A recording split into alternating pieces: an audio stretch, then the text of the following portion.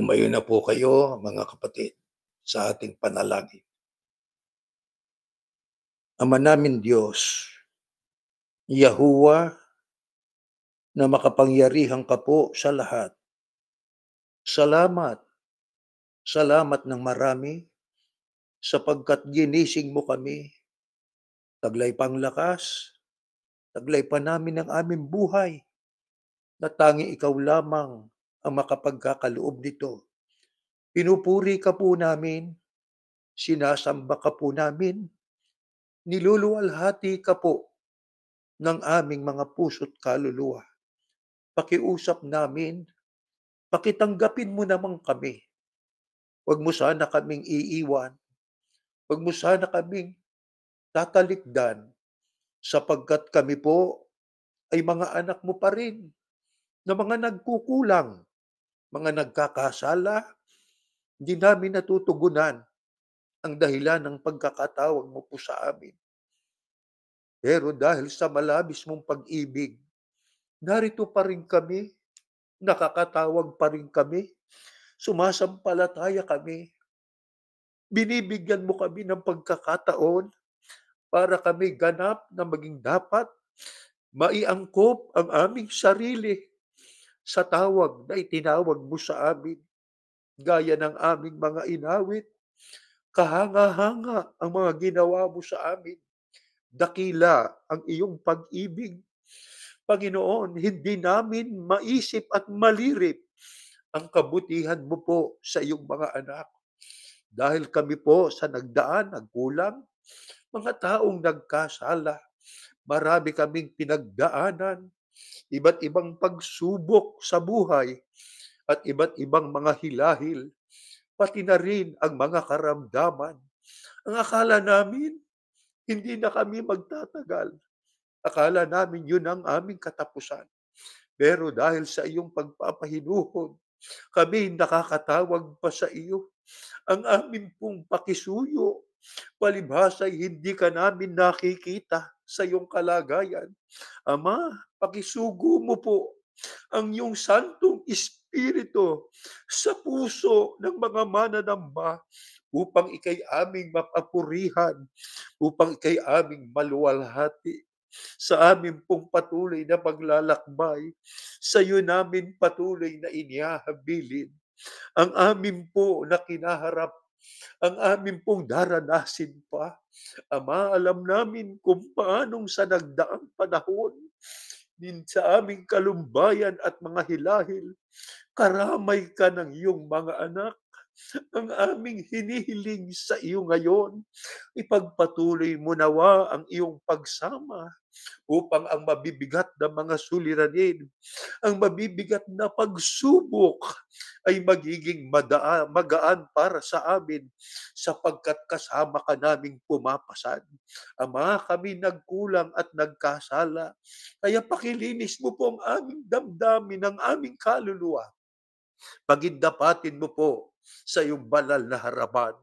Pakiusap din na amin pong sana na amin pong hinihiling sa iyo na pakibasbasan ang aming abuloy. Matagal pa bago ang pagsamba, nakapagdesisyon na kami kung magkano ang aming ibibigay sa iyo. Sapagkat ikaw ang may sabi, huwag naming lilimutin ito tuwing nagtitipon ang iyong mga anak. Pakibasbasan mo po ang abuloy namin makatulong upang lalong lumaganap ang iyong mga katotohanan.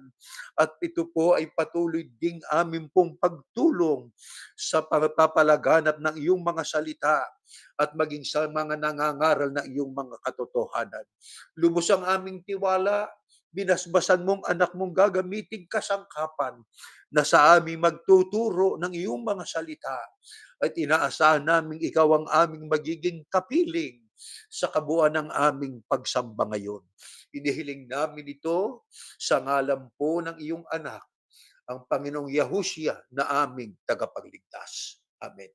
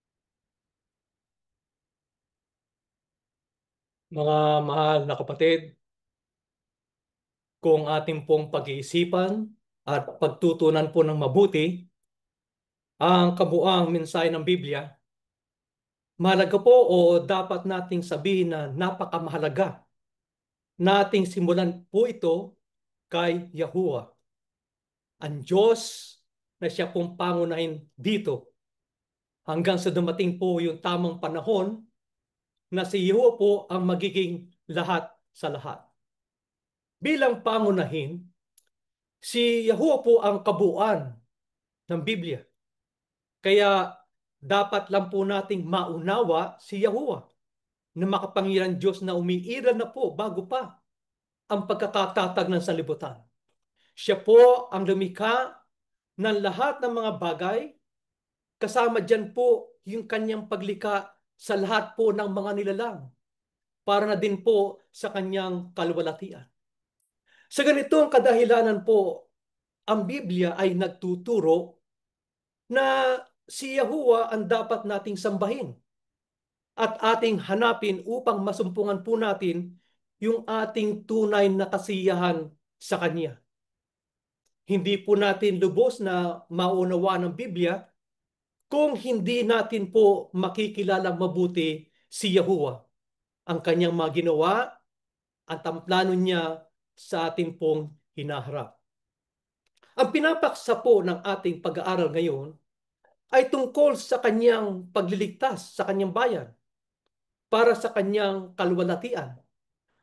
At ipinakikita rin po yung Kanyang pagiging makatarungan at maawain, lalo na po sa mga taong naligaw at nagkasala laban po sa Kanya. Kaya ang tanong po natin ano ang nahayag nang ang tao ay nagkasala? Magsimula po tayong bumasa dito po sa Roma 1:18.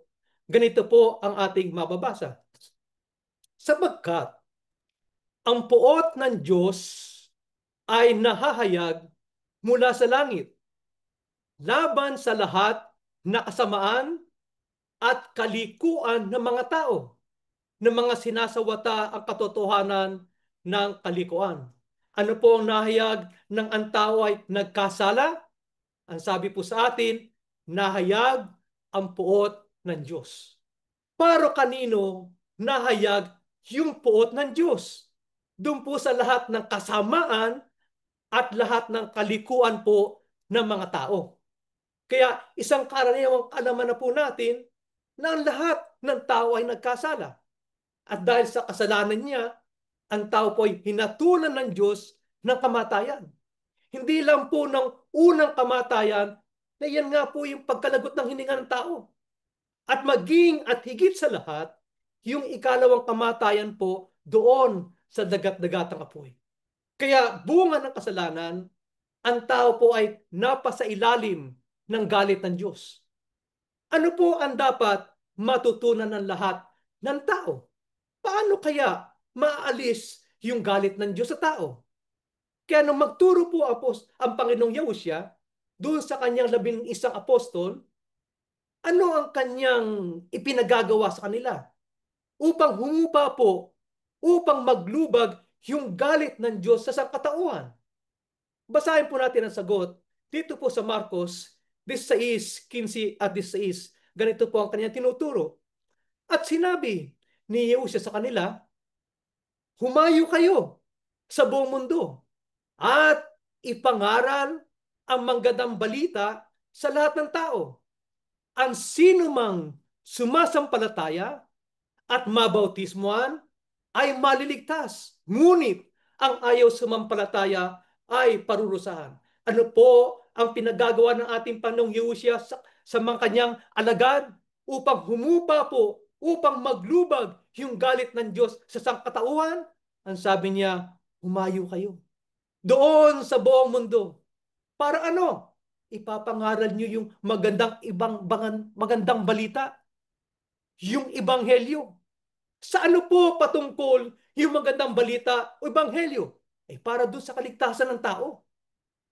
Kaligtasan ng tao doon sa hatol na parusa dahil sa galit at puot ng Diyos sa kasamaan din at sa kalikuan na ginagawa ng tao. Yan tanong sapat na po ba ang sumampalataya doon sa itinuturo magandang balita? Ano po ang mga kinakailangang mga hakbang na dapat gawin na siyang tunay na magpapatibay ng pagsampalataya? Basahin po natin dito sa Mateo, sa kanyang 3:11, ganito po ating mababasa. Binabautismuhan ko kayo sa tubig bilang patunay ng inyong pagsisisi at pagtalikod sa kasalanan. Ano po ang tunay na magpapatibay ng pagsampalataya na kinakailangang nakbang na dapat gawin? Ang sagot po sa atin ng Biblia, ang sabi sa atin, dapat magsisi. Dapat pong pagsisiyan, dapat pong talikuran yung mga nagawang kasalanan.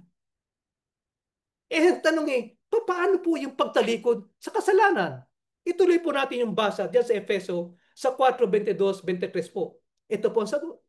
Kaya, talikuran nyo na ang dati nyong pamumuhay dahil gawa nito ng dati nyong pagkatao Ang pagkataong ito ang siyang nagpapahamak sa inyo dahil sa masamang hangarin na dumadaya sa inyo.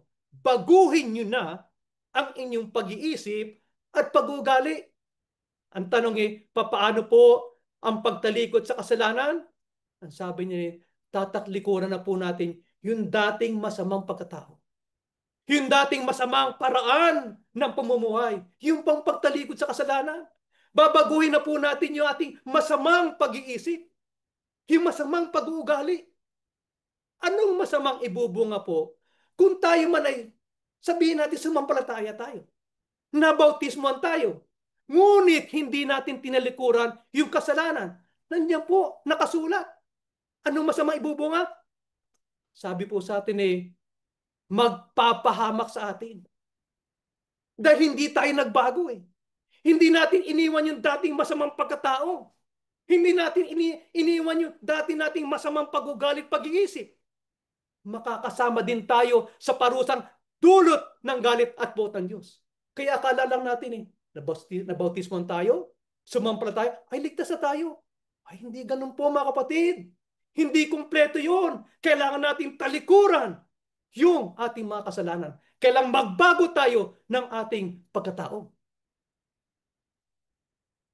Ito po ang pagtuturo ng ating Panginoong Yahushua na dapat nating maunawaan patungkol po sa banal na kasulatan. Dito pa babasahin po natin sa English version. Dito po sa Matthew chapter 5 verses 17, the AMP version. Do not think that I came to do away with or undo the law of Moses or the writings of the prophets. I did not come to destroy but to fulfill. For I assure you and most solemnly say to you, until heaven and earth pass away, not the smallest letter or stroke of the pen will pass from the law until all things which is foreshadows are accomplished. Ano po ang pagtuturo ni Jesus sa dapat nating maunawaan? Gaya nabasa natin sa English, tingnan lang po natin. Ano po? Yung keyword po dyan sa binasa natin, and we need to pay attention to yung the word foreshadow. Ano po ang ibig sabihin ng foreshadow? Diyan po sa screen natin. Foreshadow is to predict something or to give a hint of what is to come. So what the verse effectively is saying, my brothers and my sister, is the law of Moses, the writings of the prophets, will still be in effect, will remain intact as they are. Nothing will change, brothers and sisters. Even a bit, nothing will change. Not until what? Not until what was predicted or what was foreshadowed will come. That will remain the same. So we need to understand when Yahushua came into the picture, when the law of Moses and the writings of the prophets are already in existence.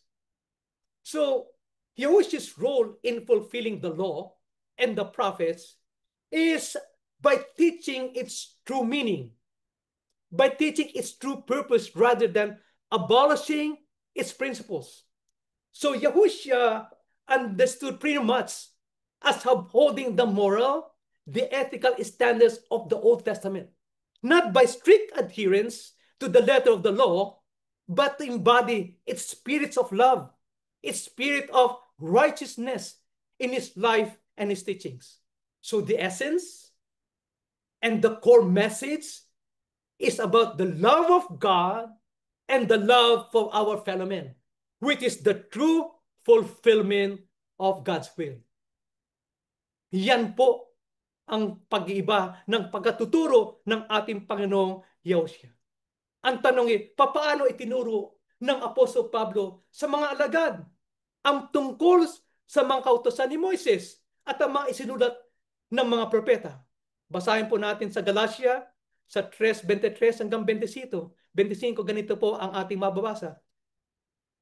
Bago dumating ang panahon ng pananampalataya, tayo'y nakakulong sa kautusan hanggang sa ang pananampalataya ito kay Kristo ay mahayag.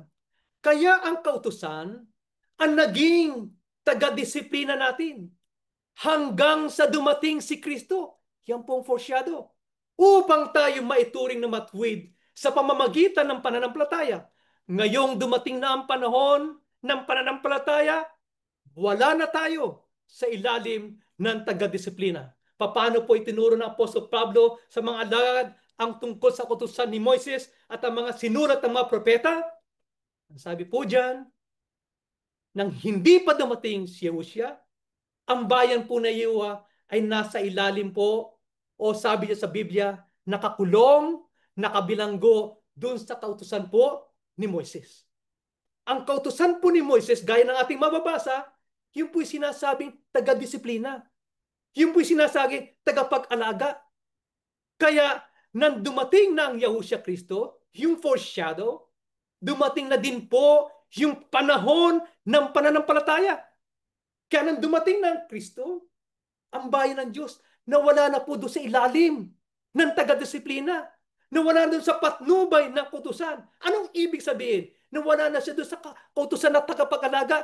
Yun po yung kautusan ni Moises. Kaya ang pumalit sa kautusan ni Moises, yun na po yung pananampalataya na nakay sa Kristo. Yung pananampalataya na yun, siya yung namamagitan at ito'y may tuturing na silang matuwid. Kaya anong dahilan po kung bakit nang dumating na po si Yesu Kristo, pinalitan ang kautusan ni Moises ng pananampalataya kay Yesu Kristo? Ito po mali na sagot. Gawa 13:39. At sa pamamagitan niya, Yesu Kristo, ang bawat nananampalataya ay inaaring ganap sa lahat ng mga bagay. Nasa mga ito'y, pakinggan niyo mga kapatid, nasa mga ito'y hindi kayo aaring ganap sa pamamagitan ng kautusan ni Moises. Tanong, bakit anong dahilan po kung bakit na dumating ang Panginoong Yesu Kristo, pinalitan na po yung kautusan ni Moises ng pananampalataya kay Yesu Kristo? Sapagkat hindi aaring ganap ang sinuman sa pamamagitan ng kautusan ni Moises. Napakalinaw po mga kapatid. Hindi yan implicit. That's so explicit po. Kaya, totoo nakapagtataka mga kapatid, na marami tayo dating nakasama. Noong mga nakarampa noon, nasa na sila ngayon? Bumalik na sila doon sa kautusan ni Moises. Ano sabi niyan? Hindi nga kayo aaring ganap sa pamamagitan ng kautusan ni Moises. Bakit doon kayo babalik? Ngayon, ano na ngayon ang paraan upang maging ganap ang sinuman? Sa talata, sa pamamagitan po ng pananampalataya kay Yehoshua Kristo.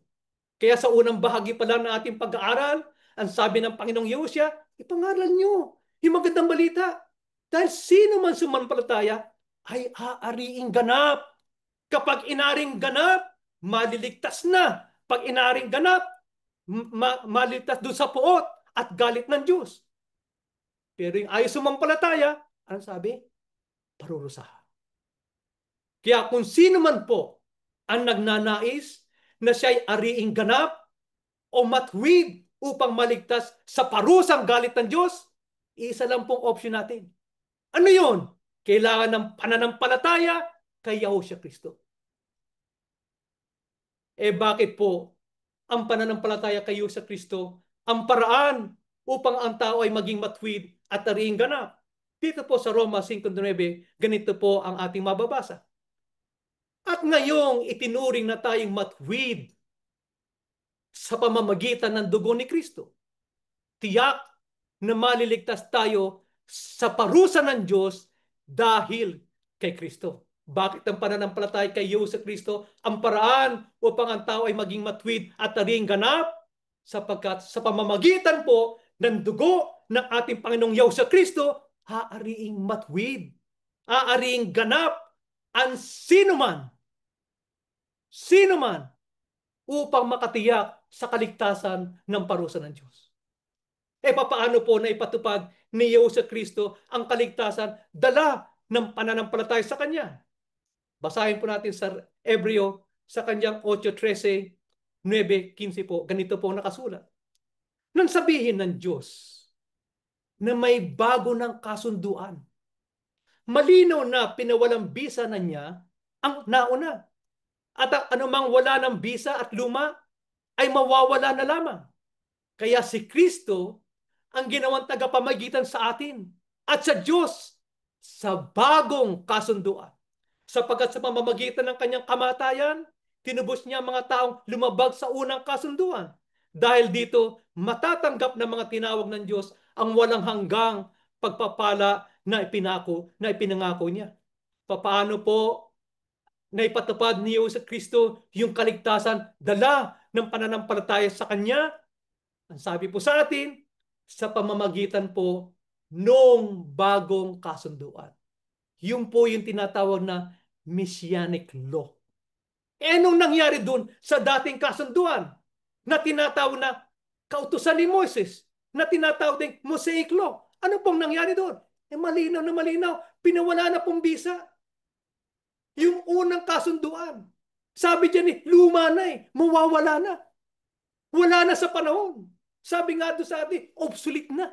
Nag-expire na Wala na yung dating kasunduan. Kaya marami pa tayong matutunan upang hindi natin maulit yung, pero dapat po nating huwag kalimutan din yung nakaraang utos na ipinatutupad ni Moises. Bakit po? Marami pa tayong matutunan doon. Ano yung dapat nating matutunan? Yung mga bagay na hindi natin dapat uulitin. Ano ba yun? Yung mga pagkakamali ng unang bahay ng Diyos. Kaya nga sabi, those who do not learn history are doomed to repeat the same mistake. Kaya yung mga pagkakamali na nagagalit si Iyo sa atin, hindi natin gagawin yun, mga kapatid. Natuto na tayo. Yung pagkakamaling magdadala sa atin sa kaparusahan at galit ng Diyos, hindi na natin gagawin yun. Natuto na tayo. Ayaw natin mangyari sa atin yun.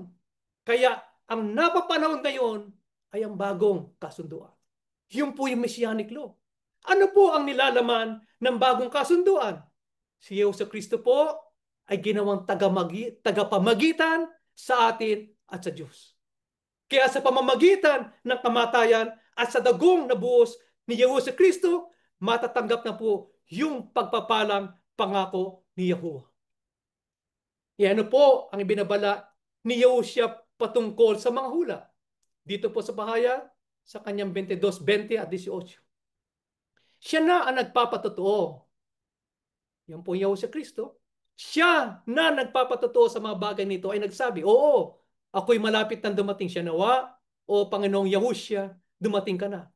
Ang dahilan nito ay nagpapatotoo rin ako sa lahat ng nakakarinig ng mga pahayag ng Diyos sa aklat nito. Sinabi ko, kapag dinagdagan ng sino man ang mga bagay nito, idadagdag ng Diyos sa kanya ang mga salot na aking isunulat sa aklat nito. Kung binawasan ng sino man ang mga salita sa aklat ng pahayag na ito, aalisin ng Diyos ang kanyang bahagi sa aklat ng buhay. Aalisin din niya ang kanyang bahagi sa banal na lungsod at mula sa mga bagay na isinulat sa aklat na ito. Ano po ang ibinabala ng ating Panginoong Yehosya patungkol sa hula? Ay nagbabala siya na hindi makabubuti sa sino man na ano po, na magdagdag, na magbawas, mag-distort, pilipitin, likutin ang mga nakasulat sa Biblia. Bawal na bawal po yun. Hindi makabubuti yun. Makasasama sa sino man na gagawa po noon. Ano pong nahahayag? Na kaysa ng pagtuturo ng ating Panginoong Yehosya, yung kautusan ni Moises. Dito po sa Deuteronomio, sa kanyang 4:1-2, ganito po ang ating mababasa. At ngayon, O Israel, pakinggan mo ang mga tuntunin at ang mga batas na aking tinuturo at inyong gawin ang mga ito upang kayo mabuhay. At pumasok at angkinin ang lupaing ibinibigay sa inyo ng Panginoon Diyos na inyong mga ninuno. Huwag niyong daragdagan ni babawasan ang salita na aking inuutos sa iyo upang inyong matupad ang mga utos ng Panginoon ninyong Diyos na aking inuutos sa inyo. Ano po ang naghahayag na kaisa ng pagtuturo ng ating Panginoong Yehosya, yung kautusan ni Moises? Ang sabi po yan sa atin ng Biblia, yung aral na itinuturo ni Yehosya na galing din kay Yahuwah ay kaisa din po ng itinuro ni Moises doon sa bahay Israel. Ano yun? Ano yung aral na tinuro? Magpasako. Sumunod lagi sa mga utos ni Yahweh. Hindi lamang sa paraan ng pamumuhay, kundi ang pagiging malapit natin kay Yahweh. Parehong espiritu. Parehong turo. Parehong aral. Walang naiba. Di po ba? Paanong uri ng pagtuturo ang ibinilin ng anghel sa mga alagad ni Yahusha tulad ng ibinilin niya kay Apostol Pedro? Dito po sa gawa sa kanyang 5:20, ganito po ang ating mababasa. Magsihayo kayo at magsitayo kayo sa templo at sabihin nyo sa bayan ang lahat ng mga salita ng buhay na ito. Ano po ang uri ng pagtuturo na ibinilin ng anghel sa mga alagad ni Yahusha tulad ng ibinilin kay Apostol Pedro? Sabi diyan ituro sa buong bayan. Ang sabi niya, lahat ituturo. Kumpleto. Walang itinatago. Gaya ng ginawa nila doon sa hula sa Isaiah 24:16. Yung kalahati lang ang tinatago. Hindi binabasa. Hindi lahat itinuro. Paano po ba yung pagtuturo ng buo? Paano po ba yun? Linawin natin doon sa unang Korinto sa kanyang 11:23. Ganito masagot. Sapagkat tinanggap ko sa Panginoon ang ibinibigay ko naman sa inyo. Paano pa po ba yung pagtuturo ng buo? Ang sabi, kung ano yung tinanggap natin kayo sa Kristo, yun ang ibibigay natin sa kanila sa pagtuturo. Yun ang buo. Walang bawas, walang dagdag. Anong ginawa nila? Anong ibinigay ng Panginoong Yesu Kristo? Ang binigay niya, ang anumang inyong talian. Yun ang binigay niya. Nung itinuro at ibinigay, ano sinabi? Ang sino mang inyong itala, may binago o wala? May idinagdag o wala? May ibinawas o wala? Hindi buo ang pagtuturo nila. Kung anong tinanggap na kay Kristo, hindi yun ang binigay sa mga nakikinig at sumasampalataya. Kaya lang, dapat lang, inuulit natin parati mga kapatid, mga Bereano, tinitignan nila yung tinuturo ng Apostol Pablo. Yun nga ba yung tinanggap niya kay Yesu Kristo? Ganon din tayo mga kapatid. Maselan tayo pagdating sa pag-aaral ng salita ng Diyos. Yung ba'y tinanggap? Nabuo mula sa ating Panginoong Yesu Kristo? Kaya usipin niyo mga kapatid. Nung ang mga Bereano tinitignan yung sinabi ng mga Apostol Pablo, tanong, na-offend ba ang Apostol Pablo? Na-offend ba? Sumababa ang loob niya? Sinabi ba niya, Hoy, bakit niyo kine-question na aking tinuturo sa inyo? Apostol ako Tinawag ako ni Yahushua mismo. Ako ang hinulang anghel doon sa Apokalipsis.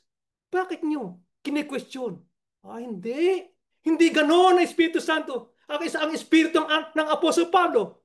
Sabi pa nga niya, dadapot kami, kahit kami, o isang anghel na mula sa langit, ang mga ngaral na inyo ng Ebanghelyo, itakwil nyo. Huwag nyo tanggapin. Hindi siya na-offend. Pero yung mga kasama natin dati, may sinasabi ka? May tinuturo ka?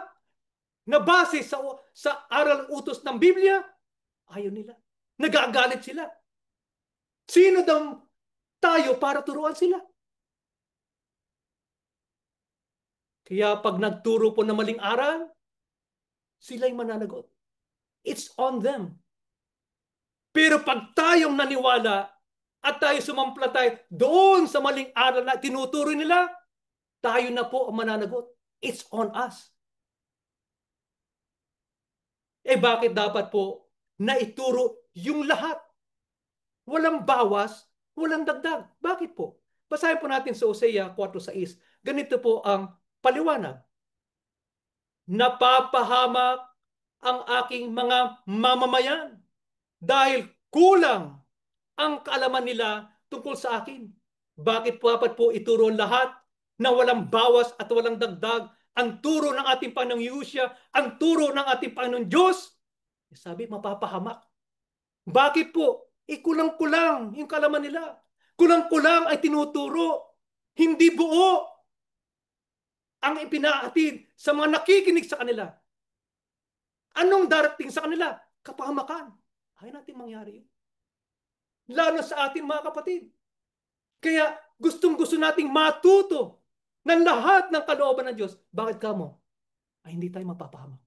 Hindi tayo maliligaw. Ang tinatanaw natin ay ang ating mismong kaligtasan.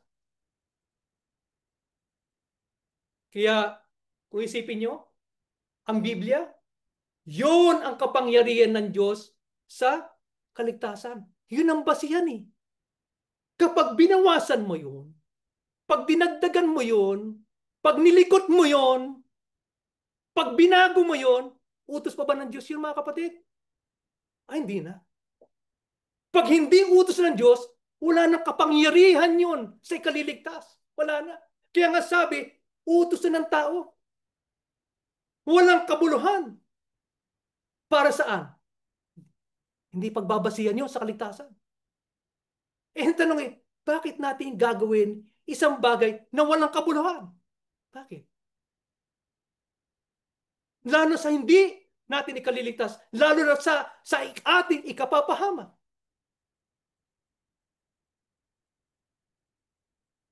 Kaya, tandaan natin mga kapatid, kaya ng Bereano, kailangan manatili tayo doon sa quality na itinuturo at tinatanggap sa atin.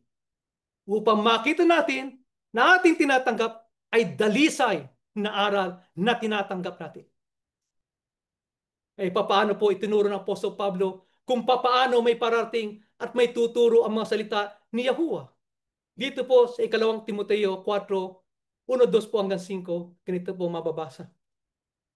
Inaatasan kita sa presensya ng Diyos at ni Kristo Yahushua na siyang hahatol sa mga buhay at mga patay at muling babalik at maghahari. Maging handa ka sa pangangaral ng salita ng Diyos sa anumang panahon. Ilantan mo ang mga maling aral, pagsabihan mo ang mga tao sa mga mali nilang gawain at patatagin ang pananampalataya nila sa pamamagitan ng matyagang pagtuturo. Ngunit ikaw, maging mapagpigil ka sa lahat ng oras. Magtiis ka sa mga paghihirap. Gawin mo ang tungkulin mo bilang tagapangaral ng magandang balita at tuparin mo ang mga tungkulin mo bilang lingkod ng Diyos. Paano po itinuro ng Apostol Pablo kung paano po may pararating at may tuturo ang mga salita ni Yahuwah? Sabi po, laging handa. Magturo sa panahon. Sa panahon at hindi panahon. Gagawin natin praktikal. Pero handang magturo kung sino man nataasang magturo sa atin. Hinangunguna sa atin. Ang sabi, ilantad ang mga maling aral. Hindi po yung ginagawa natin. Mapagsamba, sa mga ating mga podcast every week. Ganyan ang tinatalakay natin. Inilalantad natin yung maling aral ay tinuturo nila. Yung maling aral na sinasampalatayanan ng kanilang tagasunod. Ginagawa din natin, tulad ng sinasabi ng Biblia, pagsasabihin natin yung mga tao sa mga mali nilang gawain. Sila lang ba yun? Hindi. Kasama tayo doon, mga kapatid. Pagsasabihin natin ang bawat isa, magpapayo tayo kung nasa mali na tayo. Ano pa? Patatatagin ang pananampalataya. Ang salita ng Diyos, nagbibigay lakas yan. Nagbibigay pag-asa. Kaya kapag kayo nalulungkot, kapag kayo nagigipit, magbuklat kayo ng Biblia. Basahin nyo like awit. Sa pagbasa nyo, makikita nyo yung kapangyarihan ng Diyos nagpapalakas sa atin. Gusto nyo tumatag? Ang nagbabasa ng Biblia at nagtuturo, kasangkapan lang yung mga kapatid. Pero yung aral ng Diyos na ipinamamahag at ibinibigay sa atin, yon ang mismong nagpapapatatag sa ating pananampalataya. Bakit mahalaga pong patuloy na palalanan yung bayan ng Yahuwah patungkol sa kanyang salitang katotohanan? Bakit po? Dito po sa Ezekiel 2:1-7 po, ganito po ang mababasa. Sinabi sa akin ng tinig, anak ng tao, tumayo ka dahil may sasabihin ako sa iyo. Habang kinakausap ako ng tinig, pinuspos ako ng kapangyarihan ng Espiritu at itinayo ako. Pinakinggan ko ang tinig na kumakausap sa akin. Sinabi niya, anak ng tao, isusugo kita sa mga bamayan ng Israel, ang rebelding bansa. Mula pa noong panahon ng kanilang mga ninuno, hanggang ngayon ay nagre-rebelde sila sa akin. Matitigas ang ulo nila at mga napastangan sila. Ako ang Panginoon Diyos ang nagsusugo sa iyo sa mga taong ito para sabihin ang ipinasasabi ko sa kanila. Makinig man ang mga rebelding ito o hindi, malalaman naman nila na may propeta pala sa kanila. At ikaw, anak ng tao, huwag kang matakot sa kanila. Huwag kang matatakot kahit na ang mga sasabihin nila. Marebelding mamamayan lang sila. Dapat mo sabihin sa kanila ang ipinasasabi ko sa iyo, makinig man ang mga rebelding ito o hindi. Paano po ang malagang patuloy na pagpalalahanan ang bayan ni Yahuwah patungkol po sa kanyang salitang katotohanan? Ang sabi sa atin po, kailangan sabihin natin. Wala tayong choice. Yung mga aral na ipinasasabi ni Yahuwah. Gaya na natin natutunan kanina, pag sinabi natin, yung buo na pinasasabi, yun din ang sasabihin natin sa kanila. Bakit po? Yung aral na ibibigay natin sila, may kapangyarihan yun para sa kaligtasan. Pansinin po natin mga kapatid sa talata. Yung magsasabi, pupuspusin yung kapangyarihan ng Espiritu Santo. Yung inuutusan niyang magsabi ng kamalian, ng katigasan at paglapastangan ng mamamayan ng bayan Israel, ng bayan ngayon ng Diyos. Kaya kung may Espiritu Santo, may gabay, may patnubay, at may liwanag yung pagtuturo nila sa atin. Mga kapatid, isipin nyo, buhat na magsimula tayo, gaanong karaming karunungan na po ang nalaman natin na ganyan pala ang kalooban ng Diyos. Pakarami. Yan ang kasyangaan. Yan ang katunayan na ang Espiritu Santo ay nasa ating kaligtaan. Ang Espiritu Santo ay sumasama doon sa nagtuturo po sa atin. Hindi natin maikakailayo. Bakit patuloy nating sasabihin ang pinasasabi niyo sa kanyang bayan? Sapagkat may katigasan nga ulo ng kanyang bayan. Ano pa? Napastangan kay Yahuwah. Kung isipin niyo mga kapatid, masama ba? Is it abomination na lapastanganin mo ang ina mo at ang tatay mo? Masama? Paano pa kung lalapastanganin mo ang Diyos na makapangyarihan sa lahat? Paano kasanang kasama ang ginagawa mo? Pero matigas ang ulo nila. Sinabi natin, ang pangalan ng Diyos, Yahuwah, pinagtatawa nila, hinahamak nila, nilalapastangan nila ang ating Panginoong Yahuwah. Meron ba mga pastangan? Na hindi direkta? Meron. Ano yun? Pinapapurihan nila yung nilalang kaysa na lumalang. Yun ang sinusunod nila Hindi yung Panginoong Yahuwah. Kaya sinabi, napastangan. Ano pa? Taksil kayo. Bakit taksil? Nagtaksil kayo doon sa pagkakahula sa inyo. Ano ba ang pagkakahula? Pupurihin natin ang Panginoon Diyos. Hindi sinabing pupurihin nyo yung tao. Kaya napastangan. Suail, ang sabi. Pero ang bilin sa mga nagtuturo, huwag matatakot. They're flexing their muscles. Maraming banta. Ang sabi sa talata, sa MBB Tag version, huwag tayong pasisinda. Kahit pagbataan pa tayo. Hindi tayo ganun mga kapatid. Bakit ka mo? Ang Diyos ang nasa likod natin. Sino ang kalaban natin kung ang Diyos ang nasa atin? Kaya pag sinabing sabihin mo, sasabihin natin sa kanila. Sabihin mo kamalian, sasabihin natin sa kanila. There's no sacred cow, sabi. Makinig man sila o hindi, kahit matigas pang ulo nila, patuloy nating sasabihin yung mga tunay na aral ni Yahuwah. Paano mga kapatid? Paano kaya sila ganito o ganun? Hindi. Gaya ng sabi ng Apostol Pablo, ako ang nagtanim, si Apolos na nagdilig, ngunit ang Diyos nagpalago. Ano ating tungkulin? Mag-share. Share natin sa social media. Sabihin natin sa ating mga kamag-anak, kapatid, huwag tayong magsawa. Kung tatawagin sila at bibigyan sa liwanag, hindi natin problema yung mga kapatid. Sa kamay na ni Yehovah ang mangyayari sa ganung mga bagay, hindi po sa atin. Ipagpapatuloy lang po natin yung ating tungkulin, ibigay ng buo yung utos at aral ni Yahuwah sa mga nakikinig at gustong sumampalataya at gustong maligtas. Kaya sana po pagyamanin po natin yung pagkakataon na ibinigay sa atin po ng ating Panginoong Yahuwah. Na matutunan po natin yung kanyang mga dalisay na aral. Para din po sa atin yun, sa ating ikaliligtas. Sana makita po natin mga kapatid, lagi nating makita yung tunay na kahalagahan. Tunay na kahalagahan ng pananampalataya. Huwag natin pong payagan na tayo po ay madaya. Maraming form ng pandadaya eh. Maraming paraan yan. Huwag natin papayagan. Huwag po natin ilalagay sa panganib yung ating karapatan. Huwag po mga kapatid.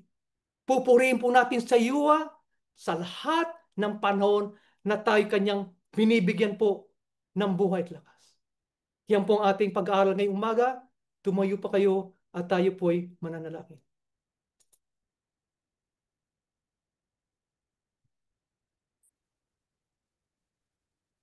Panginoon po naming Yahuwah,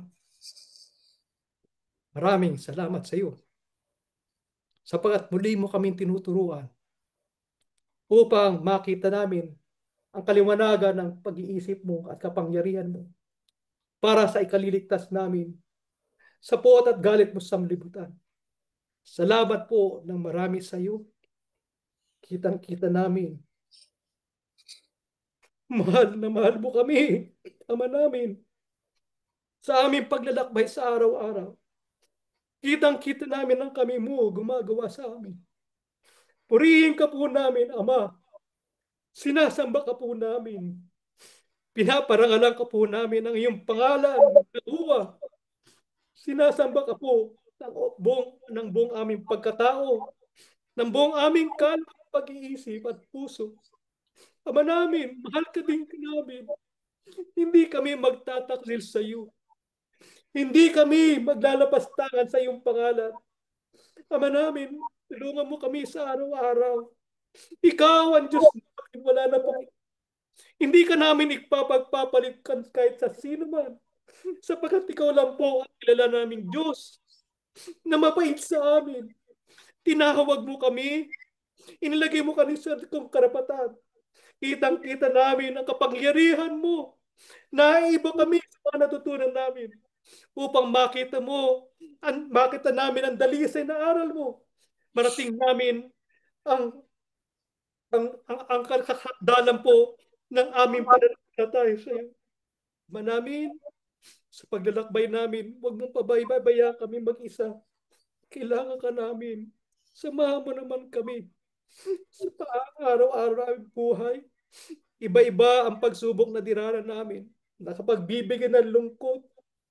Nakapagbibigay ng kawalan ng pag-asa. Panginoon, ipalala mo sa amin. Nandiyan ka lang. Handa ka sumakluno sa amin. Lamang kailangan tumawag lang kami sa iyo. Gusto mo lang makita na nagtitiwala ka na. Panginoong Yahuwah, binubuksan namin sa iyo ang aming puso. Kauhawan mo na. Kauhawan mo sa araw-araw. Kailangan namin po ang iyong basbas o makapagpatawid sa araw-araw ng pamumuhay hanggang sa araw po ng aming kaligtasan. Kung kinawaan mo kami na matawag sa paglilingkod, kaawaan mo din po ang aming mahal sa buhay, ang aming mga anak, aming mga kapatid sa laman, mga mahal namin sa buhay. Wala din naman kaming magagawa, kundi itawag sa iyo. Pag makaawa, Ama namin, bigyan mo din sila ng pagkakataon na makakilala. Sumampalataya sila upang makasama namin sila. sa tunay na paglilingkod. At doon sa bayan na pinangako mo sa amin, Ama namin, pakinggan mo kami. Hindi ka namin ipagpapalit. Totoo po yun. Mananatili kaming tapat. Totoo po yun. Ikaw lamang po ang Diyos naming sasambahin. At paglilingkuran po ng aming buhay. Huwag mo lang po kaming iiwan. Huwag mo lang kaming papatulan sa aming kahinaan. Huwag mo kaming papatulan. Huwag ka magagalit sa aming mga kasalanan. Kundi turuan mo kami. Napatuturo naman kami sa iyo. Sasawayin mo lang kami, Ama namin. Susunod naman kami sa iyo. Magpapasakop din naman kami sa iyo. Huwag mo lang kami iiwanan. Huwag mo kami susumpain, Ama namin. Manatili kaming maging anak mo sa uling araw. Magtatamo ng kaligtasan pangako mo sa bawat sa amin. Ganap ang aming pag-asa. Ibibigay mo at pagkakaloob po ang aming maraming pakiusap sa iyo. Sapagkat ang lahat ang ito'y aming hinihiling at amin pong ipinakikiusap at tanging karapatan po lamang at pangalan ng aming Panginoon at pagligtas, Panginoon po namin Hesus Kristo. Amen.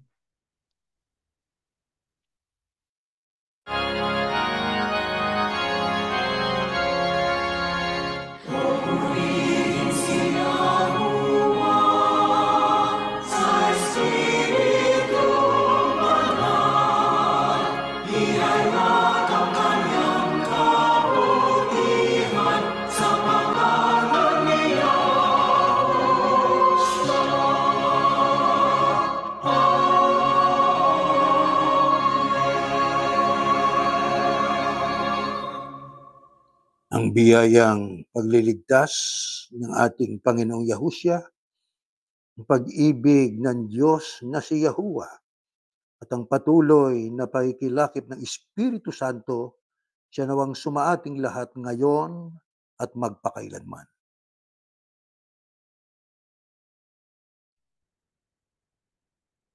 Brothers and sisters, wherever you are, good morning, good evening. If you could see on our screen po, there are reminders, same as usual. We can share our website of www.churchofyahushua.org, which contains our declaration of faith and links to the latest worship service and videos. I can add po, mga kapatid, we could share, there's of FB, doon po sa social media. Alam po yung social media like yung FB, yan po ay ginawa para mag-connect na po yung tao. Kikilala po natin hindi. Kaya kapag nag-post po tayo sa ating page, mapipika po yung algorithm at isi-share po yung sa mga taong kahit hindi po natin kilala. Yun po ang talagang function ng Facebook. Ganyan din po Instagram o other social media. Kaya meron po mga tao na babago ka ng isip, political, ekonomiya, kung ano pa man dahil sa social media. Pero sa atin po, ang ipalalaganap natin, katulad ng ating napag-aralan, yung ating pong pananampalataya. Kaya gamitin po natin effectively yung social media po natin. Okay po? Now, isa pa po, yung doon sa 1 Timothy chapter 2, verses 1 and 2. First of all, I urge that petitions, prayers, requests, and thanksgiving be offered to God for all people, for kings and all the others who are in authority, that we may live and may live a quiet and peaceful life with all reverence toward God and with proper conduct. Alam po natin, marami nangyayari ngayon. There's a lot of things happening in the background. Sometimes we don't see them on the usual news that we see. But if you look around, there's a lot of happening po. And yun po ay nagbabadya na malapit na po talaga ang araw ng pagdating po nating Panginoong Yahushua po. Pinalangin po natin mga leader ng mga bansa, pero kung ano po ang loobin ni Yahuwah, yan po ang mangyayari. Yan po ang ating message sa umagang ito. Have a great weekend po mga kapatid. Good morning po.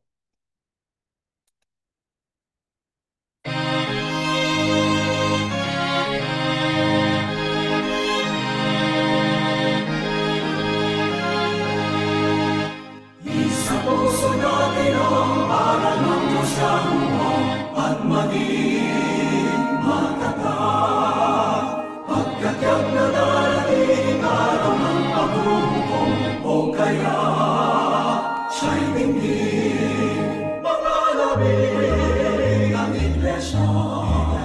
Ipagtanggol ang katwiran, gamit ang sandal